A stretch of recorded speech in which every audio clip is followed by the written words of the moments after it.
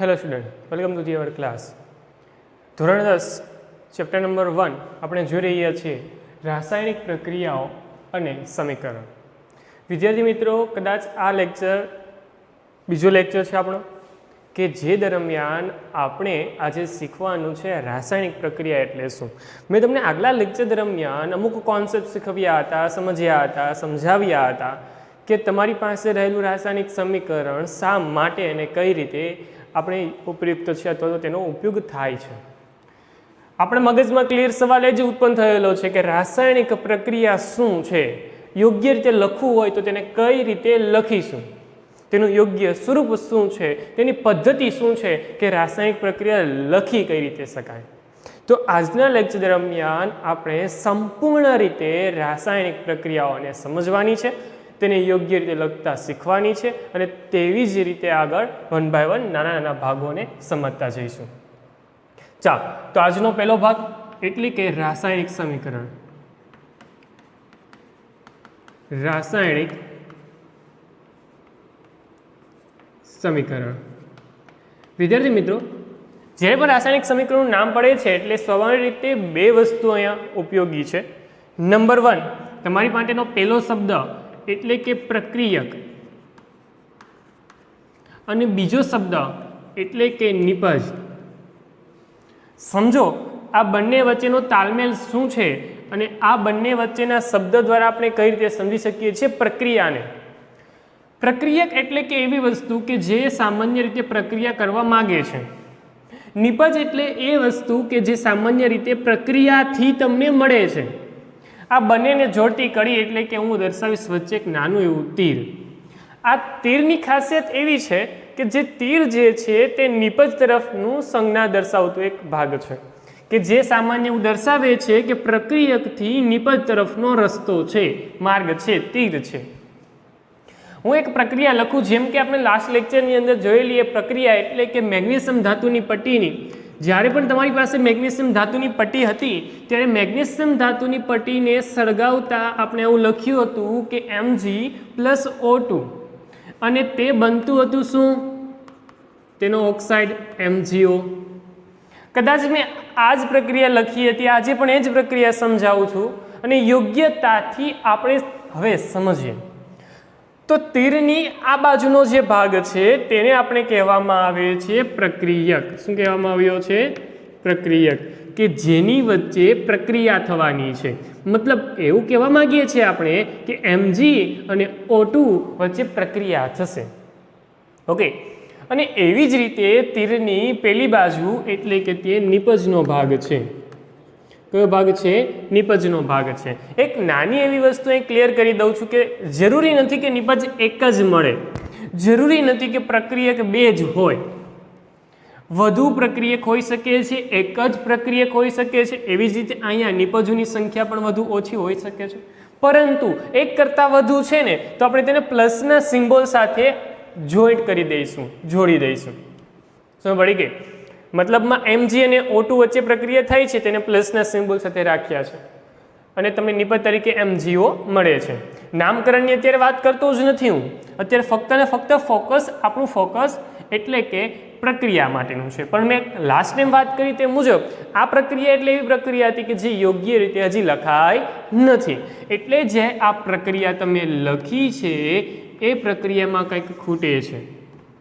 એ ખૂટતો ભાગ એટલા માટે એક શબ્દ લખું છું ને, એ શબ્દ એટલે આ પ્રક્રિયાને નામ આપીશ અસમતોલિત. અસમતોલિત સમીકરણ છે. સમજાયું? મતલબમાં આ પ્રક્રિયાને મારે સમતોલિત કરવાની છે. હવે સવાલ પાછો એવો ઉત્પન્ન થાય કે સર સમતુલિત કરવું એટલે શું? સમજો કે તમારી પાસે જ્યારે કોઈ પ્રક્રિયા હોય અને પ્રક્રિયાની અંદર રહેલા પ્રક્રિયકો અને નિપજોની ચોક્કસ માત્રાથી કોઈ સમીકરણ બનતું હોય છે અને એ સમીકરણને દર્શાવવા માટે ચોક્કસ પ્રકારના નંબર્સને પણ યુઝ કરીએ છીએ. જેમ કે આપણે O2 જે છે એ દ્વિઆણવી હોવાને કારણે O2 લખાય છે, પરંતુ અહીંયા 2 મોલ અહીં લખ્યા છે, મતલબમાં 2 ઓક્સિજનના અણુ અહીંયા વપરાયા છે. આવું એમ દર્શાવી શકીએ છીએ. પરંતુ શું અહીંયા 2 અણુ વપરાયા છે? નહીં. અહીંયા 2 અણુ વપરાયા નથી. તો આ વસ્તુ તો એવું દર્શાવે છે કે જેટલી વસ્તુ છે તેમાંથી અડધી વસ્તુ જ વપરાય, બેમાંથી એક જ અણુ વપરાયો, પણ એ વસ્તુ પોસિબલ નથી. હું અહીંયા એ વસ્તુ પર દર્શાવવા માંગુ છું કે સપોઝ કે તમે 5 ગ્રામ વસ્તુ લીધી છે. કેટલા ગ્રામ લીધી છે તમે? 5 ગ્રામ કોઈ વસ્તુ લીધી છે અને એ 5 ગ્રામ વસ્તુમાંથી જો હું કંઈક પેદા કરવા માગું છું, ઉત્પન્ન કરવા માગું છું, નિપજ મેળવવા માગું છું, તો ક્લિયર વસ્તુ છે કે તે પણ 5 ગ્રામ મળવી જોઈએ. જે પણ વસ્તુ આપણે મેળવવા માંગીએ છીએ, પણ મેં પ્રક્રિયક 5 ગ્રામ લીધો છે તો નિપજ મને 5 જ ગ્રામ મળવી જોઈએ. એ જ કહેવાય છે દળ સંચયનો નિયમ. દળ સંચયનો નિયમ શું કહેવા માંગે છે? તો એક ક્લિયર વસ્તુ છે કે જેટલો પ્રક્રિયક તમે લેશો, ફરી એકવાર બોલું છું, ખાસ કાન કરીને સાંભળજો, જેટલો પ્રક્રિયક તમે લેશો તેટલી માત્રામાં જ નિપજ ઉત્પન્ન થશે. હું એમ બોલું છું માત્રામાં જ ઉત્પન્ન થાય, હું એમ નથી કહેતો કેટલા વજનમાં જ ઉત્પન્ન થાય, જરૂરી નથી. વજન બદલાઈ શકે છે કેમ કે અણુની ફોર્મ્યુલા બદલાઈ જાય છે, તો એનું વજન પણ બદલાતો હશે, તેનું સ્વરૂપમાં બદલાય છે. કોઈ સમય એવું હશે કે ગેસીસ અવસ્થા ઉત્પન્ન થતી હશે, તો સ્વાભાવિક છે કે તેને અત્યારે વજનની ફોર્મ્યુલા પ્રમાણે મારે સુટેબલ ન હોય, કેમ કે કદાચ એ વજનની માત્રા કદાચ દર્શાવવા માટે ઉપયુક્ત નથી. ધેટ મીન્સ હું એવું કહેવા માગું છું કે જેટલી માત્રામાં તમે પ્રક્રિયક લીધો છે તેટલી જ માત્રામાં તમારો નિપજ બનવો જોઈએ. તેને જ કહેવામાં આવ્યો છે દળ સંચયનો નિયમ. ખાસ સમજો, દળ સંચયનો નિયમ. હું એક ખાસ બાબત કાળજીપૂર્વક કહું છું. કોઈ પણ સમીકરણ હોય, દળ સંચયના નિયમને ફોલો કરવું જ પડે. ધેટ મીન્સ કે જેટલા પ્રમાણમાં તમે પ્રક્રિયક લો છો તેટલા જ પ્રમાણમાં તમને નિપજ બનવી જોઈએ. ધેટ મીન્સ હું એવું કહેવા માગું છું કે તમે જેમ અહીંયા 2 અણુ જેટલા ઓક્સિજન લીધા, ઓકે ને, O2 છે એટલે 2 અણુ છે, તો આપણે નિપજની અંદર પણ 2 અણુ રાખવા પડે. એટલા માટે જ હું એક નાનો એવો અક્ષર એડ કરી દઉં છું, લખી દઉં છું કે 2mg ઉત્પન્ન થાય છે. જો એ 2mg નો ઉપયોગ કરું ને તો ઓક્સિજન 2 જેટલા થઈ જાય છે, પરંતુ અહીંયા ફરી એકવાર mg જોવા જઈએ ને તો નિપજમાં 2 બને છે, 2 મોલ જેટલા તમારો ભાગ ઉત્પન્ન થાય છે. ક્યાંથી ઉત્પન્ન થયો? અહીંયા તો છે જ નહીં. એટલા માટે અહીંયા પણ મારે 2 લખવા પડશે. અને ફરી એકવાર હું જો પ્રક્રિયાનું સ્વરૂપ દર્શાવું અથવા તો પ્રક્રિયાનું સ્વરૂપ લખું તો ક્લિયર વસ્તુ એ થાય છે કે તમારી પાસે રહેલું સમીકરણ કંઈક સ્વરૂપ બદલાયેલું અથવા તેમ કહી શકાય ચોક્કસ રીતે સમતુલિત, અસંતુલિતમાંથી સંતુલિત સમીકરણ, એટલે કે 2mg plus O2 gives 2mgO. તમને સરળતાથી કંઈક આવું સમીકરણ મળે છે. અને જે આ સમીકરણ તૈયાર થયું ને, આ સમીકરણને હું નામ આપીશ સંતુલિત સમીકરણ.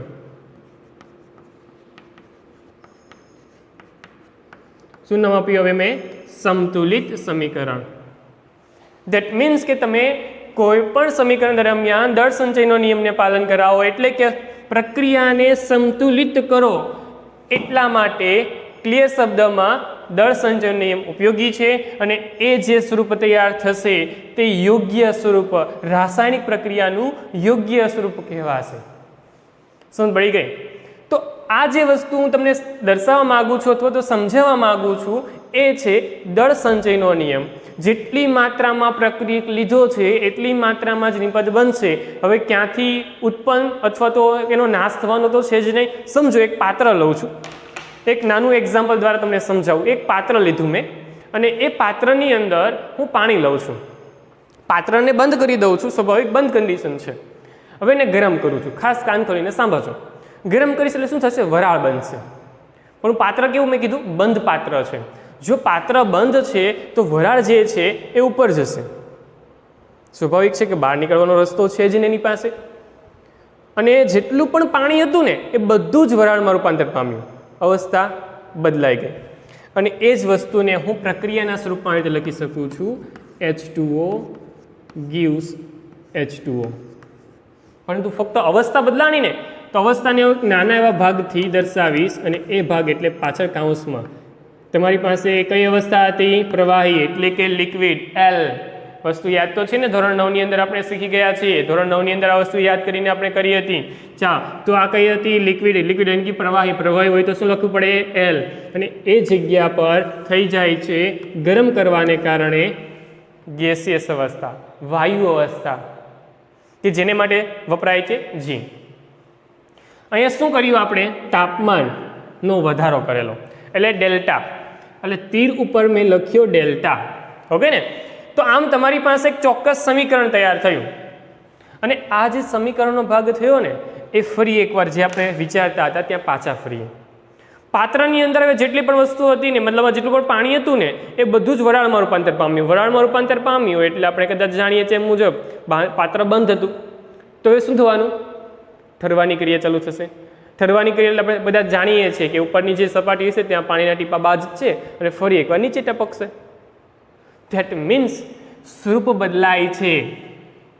હું એ જ કન્ડિશનને ફરી એકવાર હટાવી લઉં છું, વાયુ અવસ્થામાં આવી જાય એટલે ફરી એકવાર તેનું વજન કરું છું. શું એનું પ્રમાણ બદલી જશે? નહીં બદલે.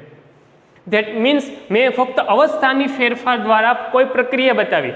આ જે કામકાજ કર્યું ને એ પ્રક્રિયા સમીકરણ અહીંયા મેં તમને દર્શાવ્યું છે. એક પ્રક્રિયા બને છે તેનાથી પણ. ધેટ મીન્સ હું એવું કહેવા માંગુ છું કે તમારી પાસે જે બનતી પ્રક્રિયા છે એ પ્રક્રિયામાં ભલે અવસ્થા ચેન્જ થતી હોય પણ પ્રક્રિયા તો છે. અને એ પ્રક્રિયા દરમિયાન જેટલું પાણી અહીંયા લીધું હતું તેટલું જ પાણી અહીંયા રહેલું છે. જે ગેસિયસ અવસ્થામાં હોય તો પણ છે, ગેસિયસ અવસ્થામાં નથી રહેતું અને લિક્વિડ સ્વરૂપમાં પાછું આવી જાય તો પણ એટલું જ છે. એમાં પાણીનો વધારો કે પાણીનો ઘટાડો થતો નથી. ક્લિયર? તો આ વસ્તુ શું દર્શાવે છે?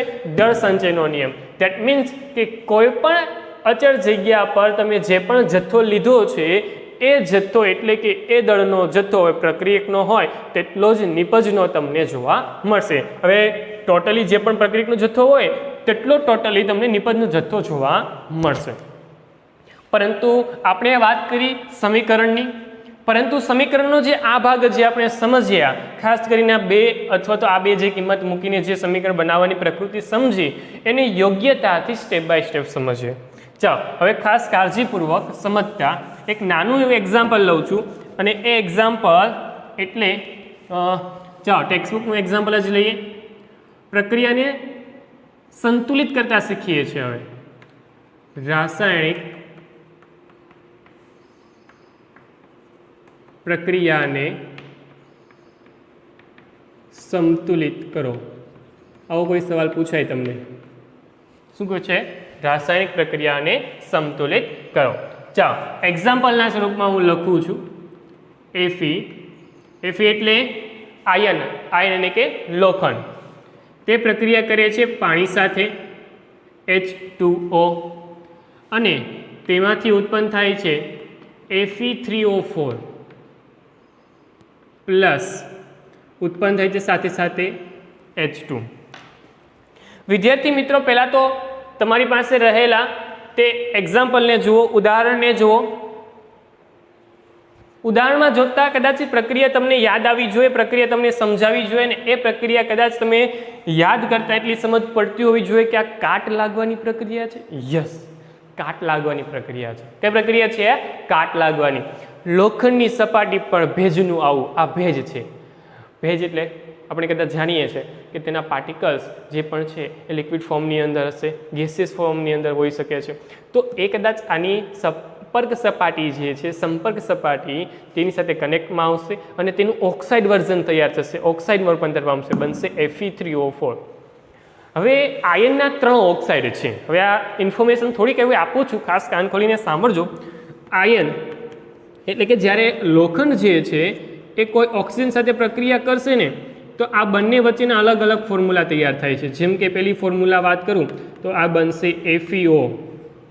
ઓકે, બીજી ફોર્મ્યુલા બનાવું તો Fe.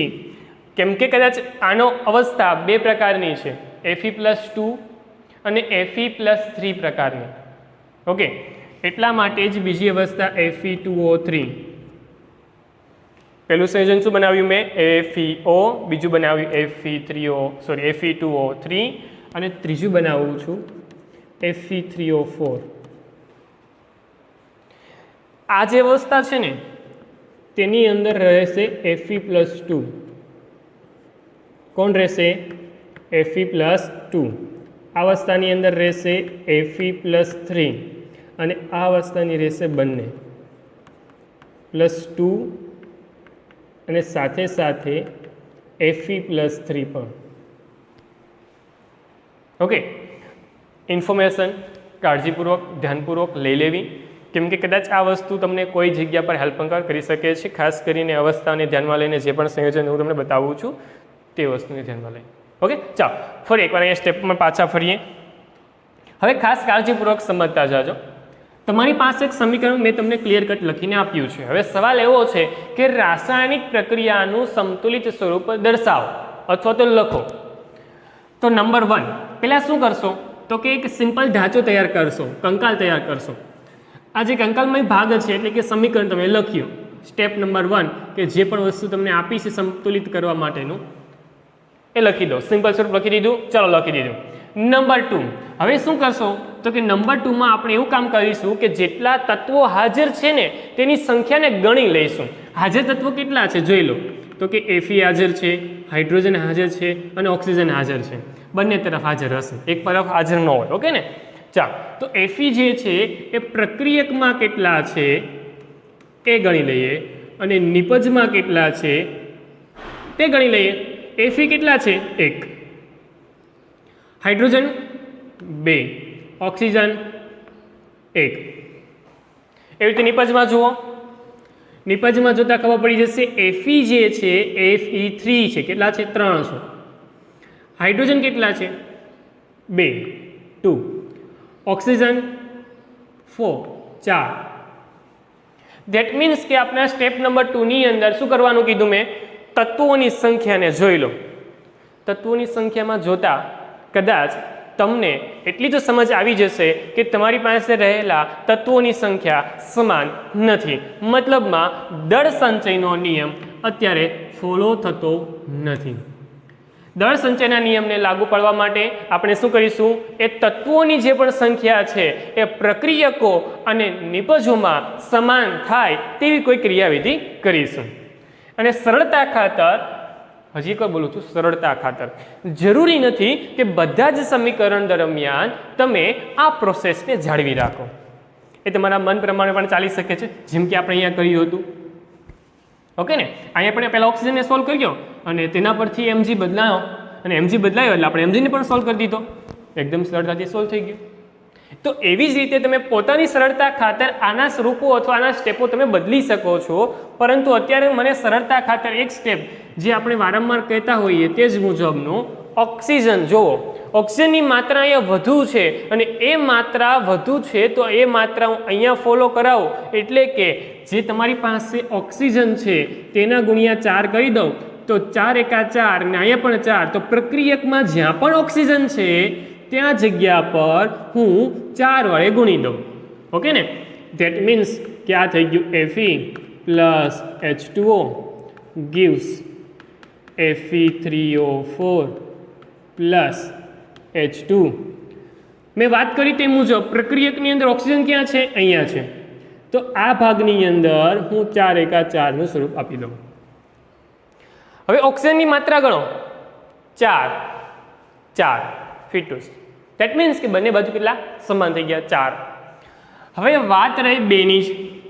ફરી એકવાર, એક Fe છે અને બીજા નંબર પર હાઇડ્રોજન છે.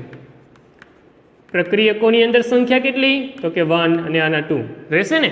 નહીં, બદલાઈ ગઈ છે. ખાસ કાળજીપૂર્વક સમજો.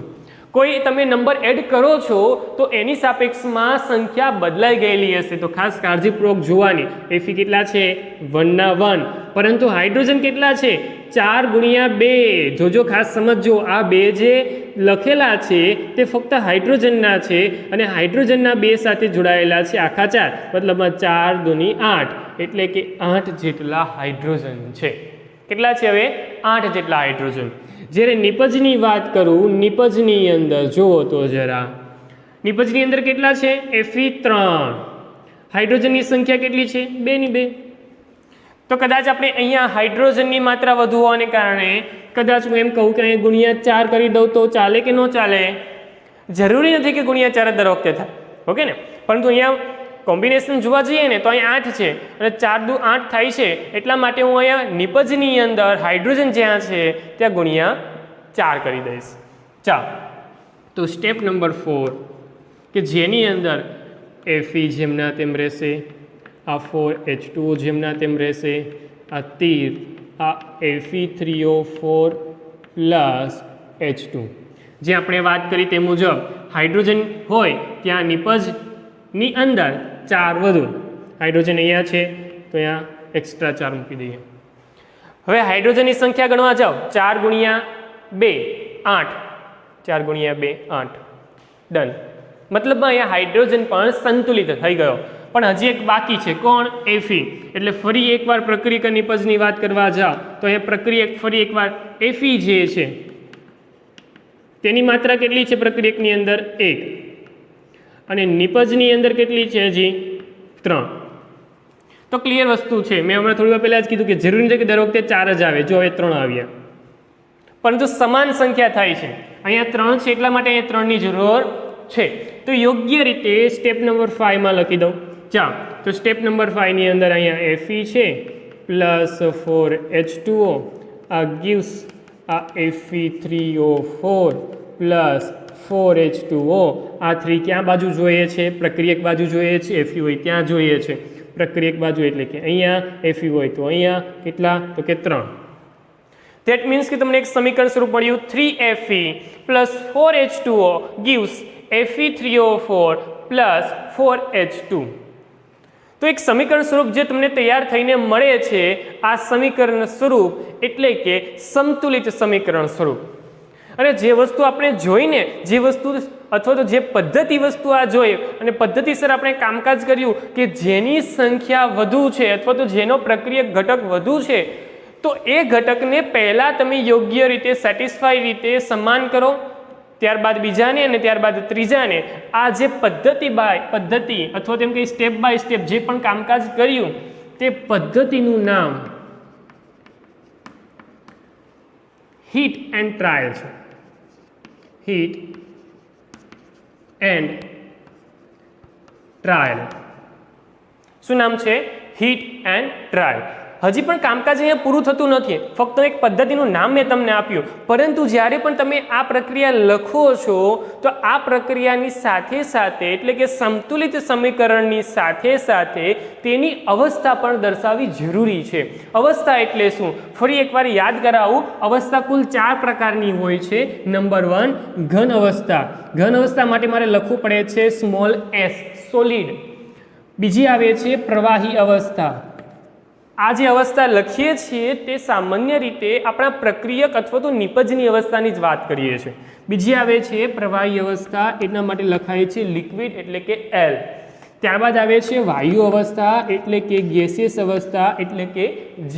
અને એવી જ રીતે પ્રવાહી જ્યારે બીજા સ્વરૂપ પ્રવાહી જ્યારે દ્રાવ્યના ભાગમાં ડિઝોલ્વ થયેલો હોય, ઓગળેલો હોય, ત્યારે ચોક્કસ પ્રમાણે લખવાય છે જલીય અવસ્થા, જેના માટે લખાય છે AQ. કઈ અવસ્થા બોલું છું? જલીય અવસ્થા.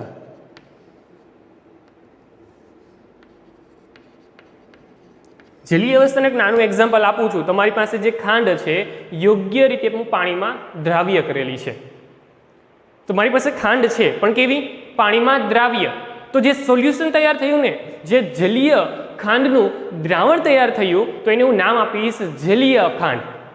સમજાયું? ખાંડનું માત્ર દર્શાવવા માંગુ છું, મને ખાંડ જોઈએ છે પણ એ પાણીમાં ડિઝોલ્વ થયેલી, પાણીમાં ઓગળેલી અથવા તો પાણીમાં નાખેલી છે, અને માં એ વાપરવો છે ભાગ કે જે પાણીમાં દ્રાવ્ય થયેલી ખાંડનો છે. તો તેને દર્શાવવા માટે હું સોલિડ સ્વરૂપ નહીં, એક્વિયસ સ્વરૂપ AQ યુઝ કરીશ. ક્લિયર? ચાલો, આપણે પણ અત્યારની અવસ્થા લખીએ. ચાલો, અવસ્થા હું આ જ સમીકરણની અંદર દર્શાવી દઉં છું, ખાસ કાળજીપૂર્વક જોઈ લેજો. ચાલો, 3Fe. Fe એટલે લોખંડનો ભાગ છે, અને લોખંડનો ભાગ હોય તો તમે જાણો છો તે મુજબ કેવો ભાગ રહેશે? સોલિડ. સોલિડ એની કે ઘન અવસ્થા રહેશે. ચાલો, H2O. હવે સામાન્ય રીતે H2O કયા સ્વરૂપમાં તમને જોવા મળશે? મેં થોડી વાર પહેલા જ વાત કરી કે તમારી પાસે રહેલું આ એક્ઝામ્પલ જે છે એ લોખંડના કટાવાની વાત છે. કદાચ આપણે પાણી ઢોળતા નથી, એ હવાના ભેજની વાત કરે છે અને હવાનો ભેજ એટલે કે તે ગેસિયસ અવસ્થાનું પાણી હશે. ગેસિયસ અવસ્થા એટલે કે જી. સમજાયું? અને થોડાક નાના ભાગની અંદર લખું જી. ઓકે ને? ચાલ આગળ વધીએ. તો નેક્સ્ટ તમારી પાસે આવે છે Fe3O4. કોણ આવે છે? Fe3O4. Fe3O4 જે સામાન્ય પ્રકૃતિ પ્રમાણે જે છે એ લોખંડનો કાટ છે. શું છે? લોખંડનો કાટ. લોખંડનો કાટ શું પ્રવાહી કે વાયુ અવસ્થામાં છે? નહીં, ઘન અવસ્થામાં જ છે ને. તો એટલા માટે જ આની પાસે પણ લખાશે S, સોલિડ ફોર્મ, ઘન અવસ્થા. અને એવી જ રીતે તમારી પાસે નંબર 4 પર એટલે કે 4H2 સ્વાભાવિક છે, હાઇડ્રોજન વાયુના અવસ્થામાં છે, વાયુ સ્વરૂપમાં છે કે જેથી હવામાં તે પાછો ચાલ્યો જશે. વાયુ અવસ્થામાં હોવાને કારણે ત્યાં લખાશે જી. તો આમ તમારી પાસે નંબર 5 નંબરના પોઈન્ટ પર મેં બનાવેલું સમીકરણ જે પણ છે એ સમીકરણ સંપૂર્ણ અવસ્થા સાથે અને સંપૂર્ણ કન્ડિશનની સાથે લખેલું પૂર્ણ સમીકરણ છે કે જેની અંદર આપણે યોગ્ય અવસ્થાને પણ દર્શાવી છે, પ્રક્રિયાને સંતુલિત પણ કર્યા છે અને યોગ્ય રીતે પ્રક્રિયકો અને નિપજોની માત્રાને ધ્યાન પર લઈને યોગ્ય રીતે બનાવેલું સમીકરણ છે. વિદ્યાર્થી મિત્રો, તમને જે પણ સ્ટેપ તમને મેં સમજાવ્યા તે ખાસ આશા રાખું છું કે તમને બધા સમજાયા. પણ એક સિમ્પલ વાક્યને બોલું છું, ખાસ કાળજીપૂર્વક સાંભળો કે તમારી પાસે કોઈ પણ પ્રક્રિયક છે અને કોઈ પણ નિપજ જે છે એ એની અલગ અલગ માત્રાને આધારે પોતાનું સ્વરૂપ બદલતો હોય છે. એ અલગ અલગ નિપજ બનાવતો હોઈ શકે છે, એને કદાચ સ્વરૂપ બદલાતો હોઈ શકે છે. તો જરૂરી નથી કે જે સ્ટેપ આપણે ફોલો કરીએ છીએ એ જ બીજી વખત પણ ફોલો થાય. આ સમીકરણ માટેની વાત નથી કરતો, હું બીજા સમીકરણની માટે વાત કરું છું. આ સમીકરણ હોય તો આ જ વસ્તુ ફોલો થવાની છે, નો ડાઉટ. પરંતુ કોઈ નવું સમીકરણ છે, કોઈ વખતે એક અલગ અલગ સમીકરણ બનાવીને મૂકી દેવામાં આવે કે જેની અંદર અલગ અલગ પ્રકૃતિને ધ્યાનમાં લઈને નિપજ પણ બનતી હોઈ શકે છે. અને એવા સમીકરણો તમારી સાપેક્ષ રજૂ કરું તો અલગ અલગ બે સમીકરણ તમારી સાપેક્ષ એકદમ સિમ્પલ સ્વરૂપના રજૂ કરી શકું. તો કંઈક પહેલું સમીકરણ ખાસ કાળજીપૂર્વક અહીં નીચેના ભાગમાં લખું છું, સમજજો. CO કાર્બન મોનોક્સાઇડ જે ખરેખર ગેસિયસ અવસ્થામાં હોય. કઈ અવસ્થામાં હોય? ગેસિયસ અવસ્થામાં. તેની પ્રક્રિયા હું કરાવી દઉં 2H2 સાથે. H2 એટલે કે હાઇડ્રોજન. હું પ્રક્રિયા સંતુલિત કરીને જ લખું છું, યોગ્ય રીતે મને ખ્યાલ છે એટલા માટે. પણ જે વસ્તુ સમજાવવા માગું છું તે ખાસ કાળજીપૂર્વક સમજજો. હવે તમારી પાસે જે પણ ભાગ તૈયાર થવાનો છે તે બનાવે છે CH3OH. હવે CH3OH નું નામ કહું છું, ખાસ કાળજીપૂર્વક યાદ રાખજો. તેનું નામ છે મિથેનોલ. આલ્કોહોલિક ભાગ જ્યારે ચાલુ થતા હોય ને તો એનો સૌથી નાનો ઘટક, આલ્કોહોલિક ભાગનો સૌથી નાનો ઘટક એટલે મિથેનોલ છે. આ જે ઝેરી પદાર્થ છે. ઓકે, જે CH3OH ભાગ તૈયાર થાય છે ને તો એ CH3OH જે ભાગ છે આ બંનેની હાજરીને કારણે નહીં પરંતુ એક ચોક્કસ કન્ડિશનને આધારે તૈયાર થાય છે. હું એવું સમજાવવા માંગુ છું કે કોઈ સમયે ફક્ત ને ફક્ત પ્રક્રિયકો કાફી નથી તમારી નિપજ મેળવવા માટે. અહીંયા ચોક્કસ આ બંને વાયુ અવસ્થામાં છે એટલા માટે પાત્રમાં ચોક્કસ દબાણ લગાવવું પડશે કે જેને કારણે બંને વાયુ અવસ્થા એકબીજાની નજીક આવી શકે, એકબીજા વચ્ચે પ્રક્રિયા થઈ શકે, આકર્ષણ કરી શકે અને યોગ્ય અણુ બનાવી શકે CH3OH સ્વરૂપનું. શું છે? CH3OH મિથેનોલ બનાવી શકે. તો અહીંયા દબાણ જરૂરી છે અને એ દબાણ કેટલું જરૂરી છે તો કે એ દબાણ એટલે કે 340 વાતાવરણ જેટલું. 340 વાતાવરણ જેટલું દબાણ અહીંયા જરૂરી છે કે જેને કારણે આ પ્રક્રિયા પોસિબલ બને. જો વાતાવરણ દબાણ આપવું જ નહીં ને તો પ્રક્રિયા પોસિબલ બનતી નથી. ધેટ મીન્સ હું એવું સમજાવવા માંગુ છું કે કોઈ પ્રક્રિયા એવી હશે કે જ્યાં તીર પર વાતાવરણ, દબાણ અથવા તો ઉદ્દીપક, ફરી એકવાર બોલું છું 3 શબ્દને, વાતાવરણ, દબાણ અથવા તો ઉદ્દીપક, આ 3 પ્રકારની પ્રકૃતિ અલગ અલગ લખેલી હોઈ શકે છે. તો એવું દર્શાવે છે કે જો તમે તેનો ઉપયોગ કરો છો તો આ પ્રકૃતિ ત્યાં ફરજિયાત છે અથવા તો અહીંયા ચોક્કસ પ્રમાણે તેની હાજરી રહેલી છે. જેમ કે એક નાનું એક્ઝામ્પલ તમને હું આપતો હતો પાણીનું, તો પાણીના એક્ઝામ્પલ ફરી એકવાર લખું. જે મેં સિમ્બોલ માર્યું તો ડેલ્ટાનો, તો કદાચ બહુ બધા વ્યક્તિઓને સમજાયું જશે કે ડેલ્ટાનો સિમ્બોલ શું કામ માર્યો હતો? ગરમી આપી એટલે. સમજ પડી ને? સીધી સમજ પડી કે આમાં ગરમી આપી છે આપણે. એટલે તીર પર તમે કોઈ વસ્તુ લખેલી છે, હવે તાપમાનની બાબત હોય, દબાણની બાબત હોય કે પછી ઉદ્દીપકની બાબત હોય. ઉદ્દીપક શું છે તે આગલા વિષયોમાં સમજીશું, પરંતુ ઉદ્દીપક એટલે કે કોઈ ધાતુમય ભાગ હશે, કોઈ રસાયણો હશે કે જ્યાં લખેલા હશે તીર પર, તો યોગ્ય પ્રક્રિયા દરમિયાન તેની ઉપયોગિતા રહેલી છે. તો આમ વિદ્યાર્થી મિત્રો, હું ચોક્કસ શબ્દમાં આમ કહી શકું છું કે રાસાયણિક પ્રક્રિયાને સંતુલિત કરવાના જે સ્ટેપો છે, આઈ વિશ કે તમને સમજાયા હોય. આવા અલગ અલગ સમીકરણો પણ તમે જોયા જ છે, જેમ કે પ્રકાશ સંશ્લેષણની પ્રક્રિયા, પ્રકાશ સંશ્લેષણની ક્રિયા પણ આવી જ છે. પ્રક્રિયાને લખીને બતાવો તો સમીકરણ ક્યાંક આવું થશે. 6CO2 કાર્બન ડાયોક્સાઇડ, તે પ્રક્રિયા કરશે પાણી સાથે 2H2O. જે આ CO2 જે છે તે પ્રક્રિયા કરે છે H2O સાથે, અને ત્યાં જરૂરી છે એક અગત્યની વસ્તુ, અને એ પહેલી વસ્તુ છે સૂર્યપ્રકાશ, અને બીજી વસ્તુ છે ક્લોરોફિલ, રંજક દ્રવ્ય. જો આ બંને હાજરી નહીં હોય તો બેમાંથી એકની પણ હાજરી નહીં હોય તો આ પ્રક્રિયામાંથી ક્યારે પણ ગ્લુકોઝ બનતો નથી, અને પ્રક્રિયા પોસિબલ જ બનતી નથી એમ કહી દઈશું. શું પડે છે? તો એટલા માટે જે બંને શબ્દને મારે લખવા પડે, અહીં લખવું પડે સૂર્યપ્રકાશ, અને એવી જ રીતે મારે લખવું પડશે ક્લોરોફિલ.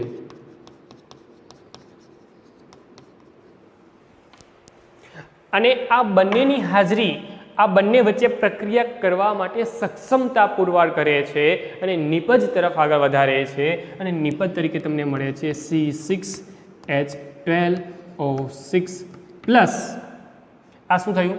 ગ્લુકોઝ. શું થયું? Glucose plus 6O2 plus 6H2. 6O2 plus 6H2. Clear? પ્રકૃતિ દરમિયાન આપણે જે પણ વસ્તુ સમજીએ છીએ તેવું દર્શાવવા માંગુ છું કે પ્રક્રિયા સંતુલિત થઈ ગઈ છે. Okay done. તમે અવસ્થા લખી શકી છે. Okay done. મેં અવસ્થા નથી લખી દીધું સાથે, પરંતુ એની સાથે સાથે તીર પર દર્શાવેલી આ બાબતો પણ જરૂરી છે. તો ઇનડાયરેક્ટલી આપણે બહુ બધી વસ્તુને સમજવા જઈએ તો પ્રક્રિયકો અને નિપજો જરૂરી છે. સાથે આ તીરની ઇમ્પોર્ટન્સ પણ એટલી જ છે કે જે તીર પર કોઈ વસ્તુ લખી હોઈ શકે છે, જેમાં તાપમાનનો સમાવેશ થાય છે, દબાણનો સમાવેશ થાય, અથવા તો કોઈ ઉદ્દીપકનો પણ સમાવેશ થઈ શકતો હોય છે. અને યોગ્ય સ્વરૂપ દર્શાવવા માટેના રાસાયણિક સમીકરણના સ્ટેપ કે જે તમે હીટ એન્ડ ટ્રાયલ મેથડ પદ્ધતિ વડે તમે ચોક્કસ રીતે મેળવી શકો છો. પરંતુ એક નાની અગત્યતાની વાત કરું તો જ્યારે પણ તમે કોઈ પ્રક્રિયાને સંતુલિત કરતા હોઈ શકો છો, તો આ પ્રક્રિયાને સંતુલિત કરવા માટે હું આને ધ્યાનમાં લઈને જ વાત કરું છું, ખાસ કરીને સમજો, આને ધ્યાનમાં લઈને જ વાત કરું છું કે જ્યારે આ સમીકરણ હતું અને જ્યારે આ સમીકરણ હતું, જે આ સમીકરણ જે છે તમારું સેટિસ્ફાઈ રીતે તમને બધી જ વસ્તુ સમજાવવા માટે તત્પર બને છે. આ શું શું સમજાવી શકે છે બધી વસ્તુ કહો તો નંબર 1 ખાસ કાન કરીને સાંભળજો કે તમારી પાસે જેટલા પણ સ્ટેપ બોલું છું લખવું હોય તો લખતા પણ જજો કે તમારી પાસે નંબર 1 કે પ્રક્રિયકો અને નિપજોના મોલ સમાન છે તે દર્શાવે છે. આપણે બધાના મોલ સમાન કરીએ. ઓકે ને? મોલ એટલે આગળ રહેલો આ નંબર 3, તો અહીં કેટલા છે? 3. હાઇડ્રોજન જુઓ 4 2 8, કેટલા છે? 8. ઓક્સિજન 4. તો મોલની સંખ્યા સમાન છે ને એવું દર્શાવવા માટે પ્રક્રિયાનું સંતુલિત સ્વરૂપ અગત્યનું છે. એટલે હું એક શબ્દ લખું છું સમજવા માટે અથવા તો યાદ રાખવા માટે, શબ્દ મોલ. કેવા હોય? સમાન. એટલે હું લખી દઉં મોલ સમાન. આ યાદ રાખવા માટે ફક્ત ને ફક્ત મહત્વ, સંતુલિત સમીકરણનું મહત્વ તમને પૂછાય, નાનો એવો સવાલ કોઈ જોડે કે મહત્વ સમજાવો, તો આવા નાના નાના મુદ્દા પરથી તમને કદાચ સમજાવવા માગું છું કે પહેલા મુદ્દાની અંદર આવશે મોલની બાબત કે જે સમાન છે એવું દર્શાવવા માટે સંતુલિત કરવું જરૂરી છે. નંબર 2 પર લઈ જાઓ. નંબર 2 પર લખીશ હું જથ્થો કેટલો છે તે સમજવું છે, તે જાણવું છે, તો મને જરૂર પડશે રાસાયણિક પ્રક્રિયાનું સંતુલિત સ્વરૂપ. જો મારી પાસે 3M અને 4H2O ની સમજ નથી તો ક્લિયર વસ્તુ બોલું છું કે અહીંયા મારો નાખેલો જથ્થો એ 3:4 ના સ્વરૂપમાં છે. જુઓ 3:4. જ્યારે 3 જેટલો માપ લઉં ને ત્યારે મારે તેની સાપેક્ષમાં પાણી કેટલું લેવાનું? 4 માપ જેટલું. સમજાયું? હું એવું દર્શાવવા માંગુ છું કે તમે કોઈ પ્રક્રિયા કરાવવા માંગો છો, પ્રક્રિયા પૂર્ણ ક્યારે થશે? જ્યારે પ્રક્રિયક બીજા પ્રક્રિયક સાથે સંપૂર્ણ રીતે પ્રક્રિયા કરી શકતો હોય. તો કેટલું પ્રમાણ હોવું જોઈએ? 3:4 જેટલું. તો જથ્થો કેટલો છે તે જાણવું છે તો સંતુલિત સમીકરણ જોઈએ છે. નંબર 3 પર જાઓ અને એન્ડ પર જાઓ તો આના પરથી એવું પણ કહી શકાય છે કે તેની ભૌતિક અવસ્થા, ભૌતિક સ્થિતિ તમે જાણી શકો છો. આમ તમે સરળતાથી 3 અલગ અલગ બાબત સમજી શકો છો અને તેના મહત્વમાં તેને દર્શાવી શકો છો. તમને નાના સવાલમાં આ વસ્તુ પૂછાય તો યોગ્ય રીતે તમે લખી શકો છો. વિદ્યાર્થી મિત્રો આટલું જ નથી, પરંતુ આ બહુ બધા એક્ઝામ્પલો હું તમને નેક્સ્ટ લેક્ચર દરમિયાન આપીશ અને નેક્સ્ટ લેક્ચર દરમિયાન તેની પ્રેક્ટિસ કરીશું અને ત્યારબાદ તેના પ્રકારો તરફ આપણે આગળ વધીશું. તો ફરી એકવાર આ જેટલો પણ ભાગ મેં તમને સમજાવ્યો છે એ તમારા શબ્દમાં તમે લખશો અને એ તમારા શબ્દમાં લખાઈ ગયા પછી અલગ અલગ એક્ઝામ્પલ માટે તૈયાર થઈ જજો, કેમ કે આવા અલગ અલગ સમીકરણ હું તમને આપીશ. સમીકરણ આપવામાં એક નાની બાબત ક્લિયર બોલું છું. દર વખતે જરૂરી છે કે આ જે ભાગ તૈયાર થયો છે તેમાં જે ફાઇનલ સમીકરણ આવવાનું છે એ ફાઇનલ સમીકરણની રિક્વાયરમેન્ટ કેટલી છે. હું રિક્વાયરમેન્ટનો મતલબ એમ બોલું છું કે 5 નંબરનું સમીકરણ જે તૈયાર થયું છે તેમાં કેટલી વસ્તુનો સમાવેશ થવો જોઈએ. નંબર 1, તમારું મૂળ સમીકરણ સંતુલિત અવસ્થામાં હોવું જોઈએ. નંબર 2, તેમાં યોગ્ય અવસ્થા રહેલી હોવી જોઈએ. અને નંબર 3, તેનું નામ હોવું જોઈએ. હવે નામ આપવાની પદ્ધતિ જે છે એ ધોરણ 9માં તમે શીખી ગયા છો. જો તમને એવું લાગે છે કે નથી આવડતી તો નેક્સ્ટ લેક્ચર દરમિયાન એ બધી જ વસ્તુનો સમાવેશ હું કરવાનો છું, પરંતુ ત્યાં સુધીમાં તમે આટલી વસ્તુની પ્રેક્ટિસ કરી રાખો અથવા એમ કહીશ કે એટલી વસ્તુની તૈયારી કરી રાખો કે જેને કારણે તમારો નેક્સ્ટ લેક્ચર જે પણ હું લેવાનો છું એ બધી જ વસ્તુ તમને ક્લિયર કટ મારી સાથે કરવામાં તમે સક્ષમ બની જાઓ. એ માટે આ વસ્તુ તૈયાર કરવી જ જરૂરી છે. ઓકે, તો ફરી એકવાર મળીશું નેક્સ્ટ લેક્ચર સાથે. ત્યાં સુધી ફટાફટ તમારા શબ્દોમાં લખી દો. ધન્યવાદ.